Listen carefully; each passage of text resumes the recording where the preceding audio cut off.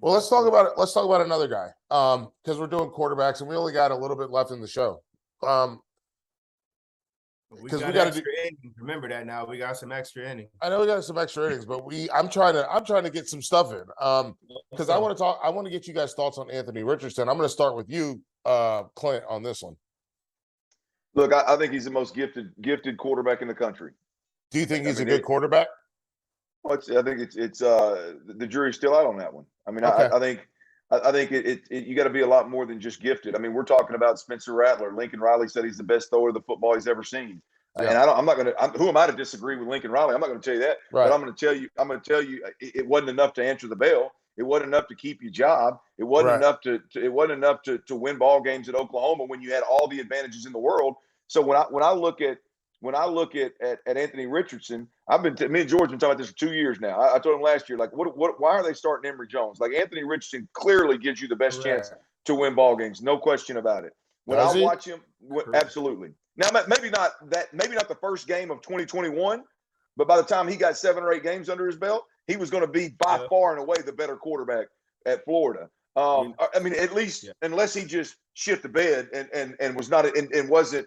And had nothing but raw talent. Now that may have been the case, but I look at Anthony Richardson, man, and I when I talk about a loose arm that can make all the throws, with his body engaged and disengaged to throw the ball, with change arm slots, all that quarterback guru stuff George and I always talk about, and then the ability to run the football. And I'm gonna tell you, those things with Anthony Richardson, they stand out when Georgia's on the other side of the ball.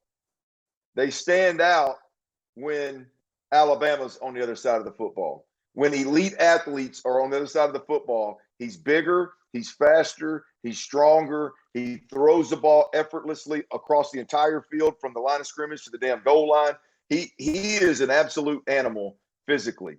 Can he put it together and become a really good quarterback? We'll see.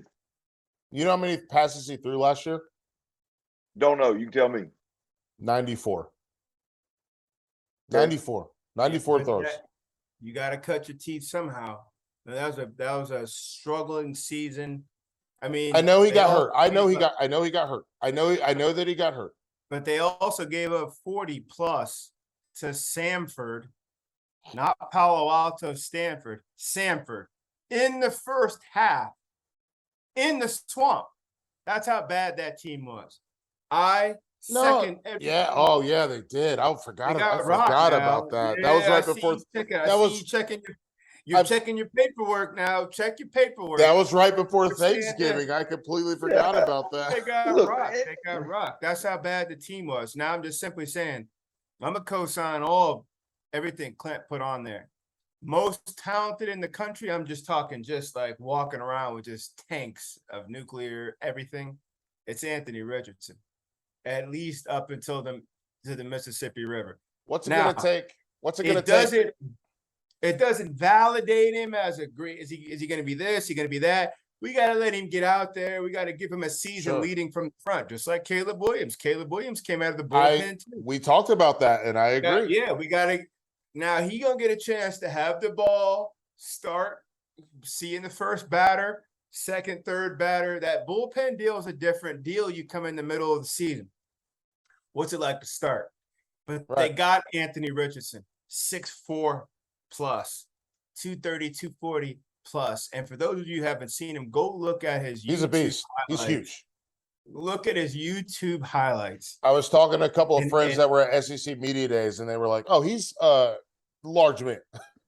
Oh, yeah, but he's also talented. So now what Billy Napier will do is sit down, evaluate. He had all spring and he's got all summer to craft this thing around Richardson. And Clint's right. They were playing games last year with Emory or Anthony or Emory or Anthony. Or, you know what, Anthony, come on in here. We'll give you a couple little reps. Nah, they're going to craft this whole aircraft around him. Okay. Big difference now. That's a big difference. I dig that. I think you guys are convincing me. I just think I want to see it. My family's from Missouri. Like, just the show me state. No doubt. I want to see it. A quick note, Clint, I'd like to get your thoughts. You too, Michael. Hooker, to me, has been out here dealing. Good job. There's so many rock stars in Jurassic Park. This dude's been out here dealing. It's going to show. I mean, again, last year they caught a lot of people by surprise. And to me, Will Levis is like super powered Garoppolo. Like if Garoppolo took training to the nth degree and only ate broccoli and smoothies and mayonnaise in his coffee, and he had a howitzer, that to me, that's like Will Levis. I'm not going to let us go backwards. So for Kentucky, to me, he brought the floor up. Fellas, we ain't going to be in 3rd and 18. We ain't going to be down 21 in no game. We ain't never going to have a bad practice. I got us. Everybody else do what you do, and then I got you. To me, that's Will Levis. I like both those two quarterbacks, and I'm curious, Clint, what you think about him, what you both think about him, because Tennessee and Kentucky all of a sudden are in real conversations to get in that top 12, top 15 legitimately. Yeah, look, I think in the SEC, the most pro-ready quarterback not at Alabama is Will Levis. I mean, I think he's a guy that I'm not going to say he's going to take him by storm. I think it's a little bit of a stretch to say he's a first rounder. I think that to have him in that conversation, I think that's probably a little bit of a stretch based off of what I've seen. But I do think that he's a guy that's pro-ready that would go in there but with the right team could end up playing a long time at the NFL level. He's an accurate distributor of the football. He understands footwork. He understands throwing it on time and all those things. He understands the running games first. He understands, hell, if you're going to play for Mark Stoops, your ass is going to understand. Don't turn the football over. Ball control, make good decisions. And that typically plays well at the next level. I think when it comes to the draft and as they evaluate guys, I don't think his ceiling's high enough to put him in that conversation with some of those monsters, in my opinion. Hendon Hooker is an interesting one to me. I'm going to be completely transparent. I'm going to lean on you guys. I haven't seen him a ton, which I don't know if anybody has at Tennessee because he just got there, played last year. But I love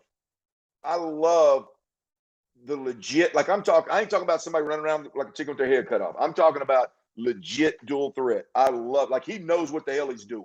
Like he's setting things up with his feet to come back and then either hit them the other direction or throw it over their head or throw it outside or throw the slant behind them. He gets it. Like he gets it. And Josh Heupel's an X factor. I don't know enough about him personally, but what I've seen, I really like.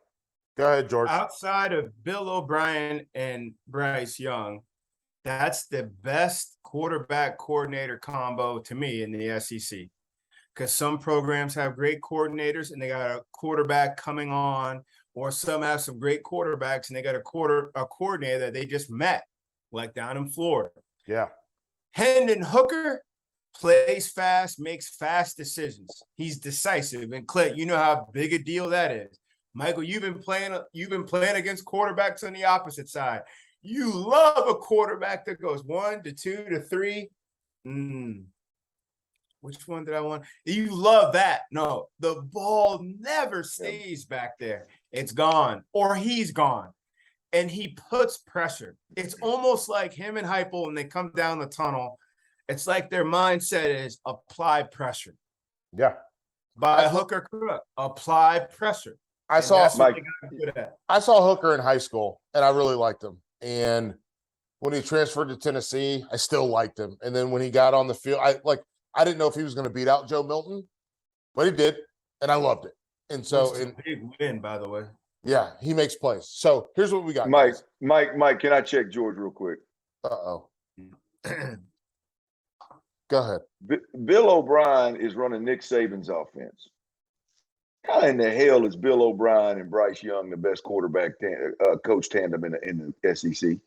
Well, because they wound up in the national championship. Well, damn, George, you can get that OC gig. And would take it. And would take it. and take that. And would take it. Now, I'm gonna hit you with this. Let me hit you with this. Oh, I try to segue myself into this right here. My boy Kendall Browse and KJ Jefferson got to be in that conversation. Love Hey, that fit right there, man, with what Kendall does and what KJ can do. But that's a match made in heaven now. No. Michael Felder. Allow me to make this quick. Michael Felder, allow me to make this quick retort. This quick. Oh my goodness. Look at your watch. Bryce Young and Bill O'Brien have been battle tested. They've been battle tested. Sure. Look how that they didn't blow through the SEC last year. They had some dog fights down the back stretch. They had to work. They got in there against Cincinnati. That was a dog fight first half. Then you saw what happened with Georgia. They are battle tested. Whoever's book you're running, you still got to call, feel, execute, and then Bryce has to play it out. And then what I like about what I like about Heupel and Hooker, they got hot. You would think at any point they were smoking. It would be extinguished week 4, week 5, week 6. Somebody gonna mess around and change the rotation, change coverage, change something. They couldn't. They had answers. So I like what KJ and I like what Bryles is doing, Michael Felder. But the other two, one being battle tested and one just kept going. They never flamed out. Those two units, Bama and Tennessee, coordinator and quarterback, to me, they lead this conference. We haven't talked about Leach and Rodgers. Well, I mean, where were we going to talk about it? No, that was a joke that I made. No, I got you. We only have we have very little time left. So I'm going to give you one transfer you're looking forward to. George, starting with you, Clint, then you go next, and then we're going to get to you guys ranking this conference. Go ahead, Clint.